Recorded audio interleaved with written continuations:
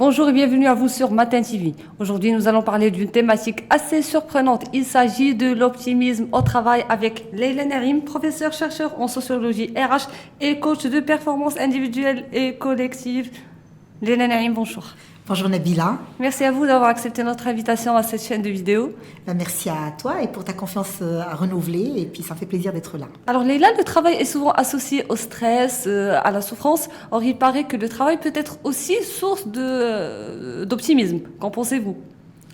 Oui, tout à fait. Donc, c'est vrai que le travail dans la croyance collective, il a toujours été associé finalement, comme vous le dites si bien, à cette notion de souffrance. Voilà, parce que au fait, depuis toujours, au fait, l'homme, quand il va au travail, c'est parce qu'il n'y va pas par plaisir, mais il y va par obligation, en fait. Et parce qu'on ne va pas travailler par plaisir, on va dire, mais on y va par obligation. L'obligation, pourquoi ? Mais parce que, éventuellement, nous avons des factures à payer, nous avons peut-être bien, en fait, aussi c'est surtout ça, c'est-à-dire des besoins économiques qui ne peuvent être assouvis que par le biais, bien évidemment, économique. Et donc, le biais économique, ça vient par, justement, en fait, le travail. Ce qui est logique. Ce qui est logique. Et donc, maintenant, sentir du plaisir à venir travailler, c'est un peu une idée assez recherchée et qui devrait être recherchée. Parce que le plus facile, c'est qu'il y a une souffrance, éventuellement, en fait, à aller travailler, parce que, comme je dis, donc le but, il est assez lucratif. Bon, maintenant, c'est vrai que nous parlons de l'optimisme au travail. On se dit que c'est vrai que le travail pourrait être, comme vous le dites, une source d'optimisme. Comment ? Tout simplement, parce qu'il s'agit de voir si la personne ne travaille pas. Si la personne ne travaille pas, c'est-à-dire elle va être dans ses problèmes de tous les jours, elle va être dans ses problèmes à la fois qui sont économiques, bien évidemment. Les problèmes économiques, ils vont affecter systématiquement l'estime de soi et la confiance en soi. Et bien évidemment, en fait, la personne, elle va régénérer beaucoup de frustration, beaucoup de déception dans sa vie, ou alors systématiquement, elle va être mise, peut-être bien en fait, à l'échec, dans des situations finalement faites d'incompétence ou d'inaptitude. Maintenant, quand elle va travailler, elle aura l'occasion, peut-être bien en fait, de résoudre ses problèmes économiques, de réaliser ses objectifs, d'aller vers une vie pour laquelle elle rêve éventuellement. Et du coup, ça pourrait être une source d'optimisme dans la mesure où il suffit qu'une personne soit intégrée dans la dynamique du travail pour qu'elle commence à penser demain, pour qu'elle commence à penser à réaliser ses rêves, pour qu'elle puisse avoir et régénérer des ambitions. Et systématiquement, elle est forcément optimiste parce qu'elle travaille. Alors qu'avant, c'est-à-dire quand elle ne travaillait pas, il n'y avait aucun moyen pour qu'elle puisse bien, en fait, avoir des ambitions ou nourrir ses ambitions. Et du coup, c'était vraiment une session très pessimiste, au fait. Alors, justement, quelles sont les conséquences de l'optimisme sur la performance individuelle et collective en entreprise ? Oui, alors il a une belle influence, au fait, l'optimisme. Bon, déjà, on va dire, c'est-à-dire comment être optimiste au travail, déjà. D'accord. On va y arriver. On va y arriver. Parce que, c'est vrai que quand je travaille avec des gens qui sont optimistes dans le travail, les gens optimistes, c'est les gens qui ont tendance à construire, qui ont tendance à composer, qui ont tendance à avoir une approche solution plutôt qu'une approche problème, qui ont tendance à toujours, bien en fait, mobiliser les ressources et les énergies pour pouvoir avancer, évoluer, qui ne s'arrêtent pas sur certains détails qui pourraient être et s'avérer assez toxiques, qui ne s'arrêtent pas sur certaines complications ou alors on va dire certaines difficultés et systématiquement ils sont sur une perception négative ou alors ils ont bien en fait ou alors ils se mettent en session de l'échec ou ils mettent les autres à l'échec. C'est des gens qui n'ont pas tendance à être dans la victimation, qui ne se sentent pas victimes et qui ne parlent pas de la posture de la victime. C'est aussi des personnes qui ne sont pas encore non plus dans la culpabilité et qui ne sont pas tout le temps en train de culpabiliser. Et aussi c'est des personnes qui ne jouent pas le rôle du persécuteur et qui ne sont pas en train de persécuter les autres. C'est des gens qui sont assez positives, avec un mindset très positif, qui tout le temps ils sont en train de construire parce ils ont confiance, ils ont foi que cette situation va se résorber, qu'ils vont y arriver et que ça va bien sûr se faire éventuellement. Et donc quand on travaille dans cette dynamique-là, c'est juste agréable. Donc la performance individuelle, elle est, on va dire, très drivée, elle est bien drivée et bien évidemment, elle impacte systématiquement l'ambiance générale et donc la performance collective. Alors, c'est peut-être des gens agréables avec qui on a toujours envie de travailler. Absolument, ceux qu'on rêve d'avoir finalement dans notre entourage. C'est vrai que oui, on aimerait bien. Oui, c'est vrai que c'est pas toujours évident. Justement, comment cultiver l'optimisme au milieu professionnel, Hélène?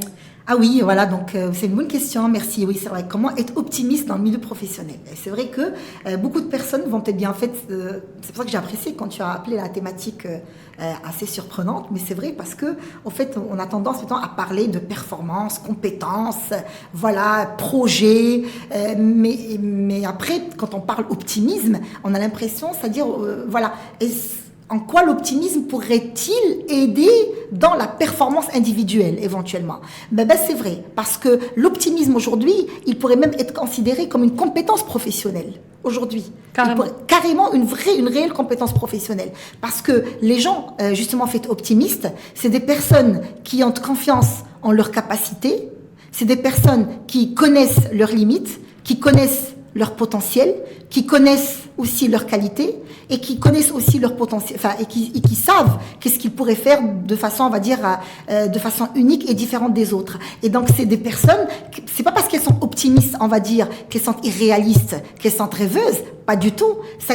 Elles sont optimistes parce qu'elles réagissent en connaissance de cause, parce qu'elles savent réellement ce qu'elles valent, ce qu'elles peuvent faire et comment est-ce qu'elles pourraient le faire, qu'ils deviennent optimistes. Et donc c'est de l'optimisme lucratif, c'est de l'optimisme réel et pragmatique. C'est pas l'optimisme, finalement, l'idée qu'on a un peu sur l'optimisme, écoute, non mais lui c'est un optimiste, c'est un rêveur, etc. Pas du tout, pas du tout. C'est des gens qui se connaissent très très bien, qui connaissent leur potentiel, leurs limites, mais aussi éventuellement leurs capacités. Et c'est des personnes qui ont foi en elles, qui ont une estime de soi qui est très positive, qui ont une confiance en soi, bien sûr, qui les drive vers l'avant et qui avancent à pas sûr, mais avec beaucoup de certitude. Mais comment on peut arriver à cet état-là?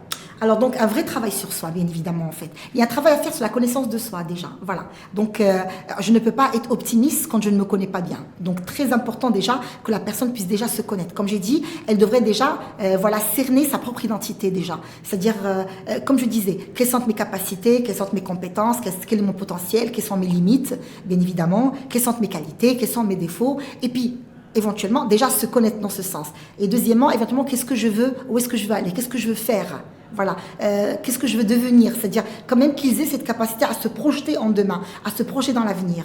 Et donc dès qu'une personne qui se connaît très très bien et qui connaît, on va dire, les différentes facettes d'elle-même et qui sait où est-ce qu'elle veut aller et qu'est-ce que ça demande pour aller là où elle va aller, elle va bien évidemment en fait régénérer de l'optimisme. Pourquoi? Parce qu'elle a besoin finalement en fait de l'optimisme pour driver l'action vers l'avant, pour driver l'action pour la réalisation finalement de soi. Comment peut-on rester optimiste face aux différentes contraintes de la vie professionnelle? Il faut aimer la vie. Donc j'ai envie de te dire, Nabila, c'est que l'optimisme, c'est une philosophie personnelle. C'est vraiment une philosophie personnelle. C'est une question très personnelle et c'est une philosophie personnelle. J'ai rencontré des personnes qui n'arrivent pas à être optimistes. Pourquoi? Parce que, éventuellement, dans leur histoire personnelle, si vous voulez, elles sont passées par plusieurs frustrations, plusieurs déceptions. Et aujourd'hui, si elles n'arrivent pas à être optimistes, c'est parce que, justement, elles ont été trop trahies ou alors elles étaient trop frustrées, elles ont eu beaucoup de déceptions. Et du coup, elles ont perdu confiance en elles ont perdu confiance en l'autre, elles ont perdu confiance en la vie, vous voyez. Et donc là, il faut un vrai coaching, un vrai accompagnement. Par contre, il y a d'autres personnes qui viennent comme dans l'histoire de vie, qui étaient assez, on va dire, sympathiques, j'ai envie de dire. C'est-à-dire qu'ils, non, ils étaient toujours bien entourés, ils avaient toujours des personnes bien qui les aimaient d'un amour inconditionnel, qui étaient bien, en fait, ils ont toujours réalisé des choses, et quand ils ont réalisé des choses, ils l'ont toujours célébré, ces choses-là, et puis ils sont passés aussi par des moments difficiles qu'ils étaient capables de dépasser, éventuellement, et systématiquement, cette histoire personnelle, d'accord? Et puis, cette joie, cette gaieté qui a été installée à travers leur histoire personnelle, elle a fait qu'ils sont prédisposés à l'optimisme de façon plus facile que d'autres personnes, t'es bien fait, où c'est très difficile pour elles, parce qu'elles traînent encore leurs ancrages, éventuellement, en fait, hérités de leurs histoires, tout simplement. Leïla, j'ai envie de revenir avec vous sur un point que vous venez de souligner. L'optimisme est souvent taxé de manque de réalisme. Qu'en pensez-vous? Oui, c'est vrai. C'est vrai que et puis c'est dommage, hein. C'est dommage. C'est-à-dire on a tendance un peu à rigoler quand une personne, eh bien en fait, elle nous apporte quand ça va mal, quand elle est vraiment dans une situation, on va dire assez délicate, et on la voit avec un discours qui est très positif, et on la voit avec bien en fait une projection vers demain et vers vraiment en fait un avenir bien meilleur. Non, c'est pas du tout du réalisme, c'est pas du tout du rêve, hein. C'est vraiment du pur réalisme. J'ai même envie de dire que c'est une philosophie. La philosophie optimiste aujourd'hui, elle est nécessaire, mais vraiment nécessaire pour que l'on puisse réussir éventuellement. Pourquoi? Parce que l'homme aujourd'hui, il vit dans une conjoncture assez particulière qui est marquée par éventuellement en fait l'atteinte des objectifs. pour lesquelles on n'a pas les moyens, ou pour lesquelles éventuellement des fois on a des deadlines qui ne sont pas du tout, on va dire, pas confortables. Voilà, la situation, elle est telle qu'elle est, d'accord. On a tous en entreprise des objectifs qui sont juste extraordinaires, mais pour lesquels nous n'avons pas les moyens, et on a encore moins, éventuellement, les délais relax et confortables qui nous permettent de les réaliser. Maintenant, on peut tous arriver à atteindre ces objectifs-là.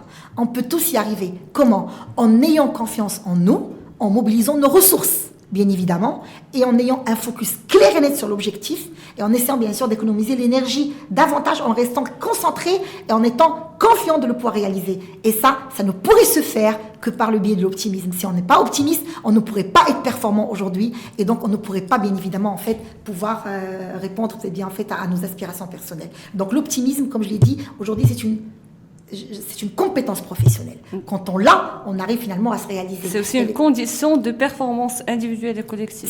J'ai envie de dire que c'est une condition d'une performance individuelle. Si les personnes non optimistes, ils seront jamais performants. Jamais performants. Et en même temps, ils vont dégager de l'influence négative dans les ambiances où ils vont éventuellement faire partie. Mais c'est vraiment une réelle compétence professionnelle. Et donc, je sais aujourd'hui que les managers, ils vont bien évidemment, en fait, faire très attention lors de recrutement aux personnes qui dégagent des ondes positives, les personnes qui y croient, les personnes qui viennent avec plein de projets ambitieux, les personnes qui, finalement, en fait, elles ont vraiment envie, finalement, en fait, voilà, d'apporter des choses extraordinaires, de changer le monde, d'apporter des transformations autour d'elles. Voilà, et c'est ce type de personnes, finalement, qui seraient performantes en entreprise. Merci Leïla pour toutes ces explications. À très bientôt. À très bientôt. Merci à vous d'avoir suivi notre épisode. À très bientôt.